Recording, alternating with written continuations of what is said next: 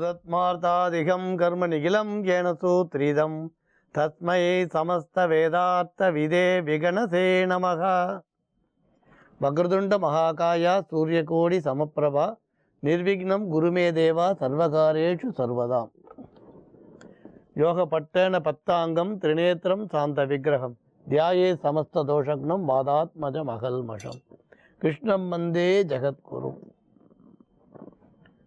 ஜெயந்தி மங்களாகாளி பத்ரகாளி கபாலினி துர்காஷமா சிவாதாத்ரி சுவாகாசதா நமோஸ்துதே.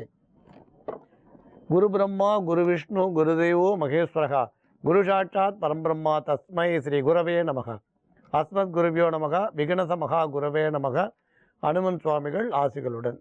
மங்களகரமான துர்மிகி வருடம் ஆவணி மாதம் 28ஆம் தேதி 13/9/2016 செவ்வாய்க்கிழமையான இன்று பல நல்ல ஜோதிட ஆன்மீக விஷயங்களை பேசலாம். இந்த கல்யாணத்துக்காக 10 பொருத்தம் பார்க்கும் பொழுது, அதாவது தின பொருத்தம், கண பொருத்தம், மாகேந்திரம், யோனி பொருத்தம், இதெல்லாம் பார்க்கும் பொழுது இந்த 10 பொருத்தத்தில் என்னென்ன பொருத்தம் இல்லையோ, இப்போ உதாரணம் தின பொருத்தம் இல்லைன்னா என்ன பண்ணலாம் பரிகாரம், கண பொருத்தம் இல்லைன்னா என்ன பரிகாரம் பண்ணலாம், மாகேந்திர பொருத்தம் இல்லைன்னா என்ன பரிகாரம் பண்ணலாம், வரிசையாக சொல்லிட்டு வரோம். அந்த விதத்தில் இன்றைக்கி ராசி பொருத்தம் இல்லைன்னா என்ன பரிகாரம் பண்ணலான்னு சொல்ல போகிறோம்.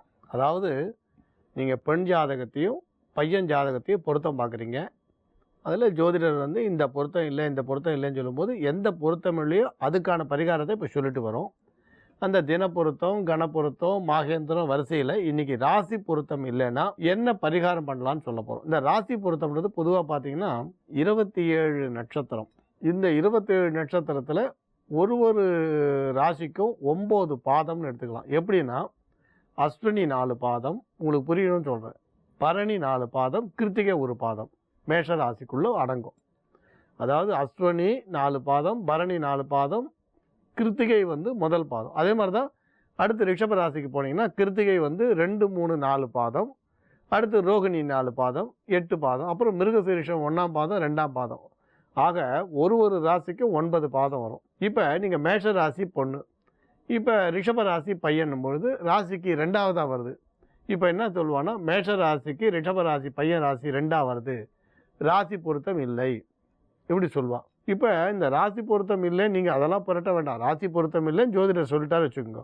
பையனுக்கும் பொண்ணுக்கும் ராசி பொருத்தம் இல்லைன்னா எப்படி கல்யாணம் பண்ணலாம், இதுக்கு தான் வந்து இப்போ நம்ம இன்றைக்கி தீர்வு சொல்கிறோம். அதுக்கு என்ன விதமான பரிகாரம் பண்ணலான்னு சொல்கிறோம். பொதுவாக ஒரு விஷயம் என்னென்னா, ராசி பொருத்தம் இல்லாத குடும்பத்தில் நீங்கள் திருமணத்தை செய்யும்பொழுது சகோதரனோ சகோதரியோ பகையாக இருந்தால் அந்த பகை மறந்து உறவு பாராட்டினா அதுவே ஒரு நல்ல பரிகாரம் அப்படின்னு சொல்லுவோம். இதை தவிர ஒரு எளிய பரிகாரம்னு ஒன்று உண்டு. இது வந்து சுலபமான பரிகாரம் தான். எட்டி மரத்தை புதன்கிழமை அன்னைக்கு அல்லது இந்த பெண்ணோ ஆணோ பிறந்த கிழமை அன்னைக்கு கோயில்லையோ நந்தவனத்துலேயோ தோட்டத்துலேயோ பொது இடத்துலையோ நடணும். அப்புறம் நட்ட பிறகு அதுக்கு பயிறு வந்து ஊற வச்சு 9 பிடி ஜலம் விட்டு அந்த பயிரை வந்து ஊற வச்ச பயிரோட ஜலத்தை எட்டி மரத்துக்கு விட்டுட்டு பயிரை வந்து பசுமாட்டுக்கு கொடுத்துடலாம்.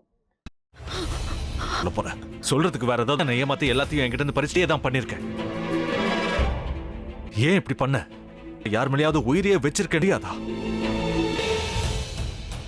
உனக்கு இதுக்காக நம்ம உறவை கூட மறந்துடுவீங்க. ஒரு நிமிஷம்.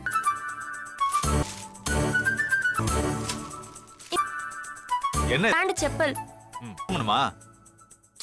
இங்க பாத்தீங்களா? நமக்கு தான் நீங்க டெய்லி எந்திரிக்கணும். இருக்கு முத்து எதை உருவாக்கி விட்டா செல்வி பார்த்தாலும் முத்து முத்துன்னு கூப்பிட மட்டுமா செய்யறான்? நாம தான் என்ன உனக்கு வேற குரல் போயிடுச்சு. தானா என்ன பண்ண போற? விருப்பப்படியே மருமகளா வாழ போற. என்னுடைய ஸ்தானம் அவன் அவரை பத்தி அவர் எந்த முடிவு எடுத்தாலும்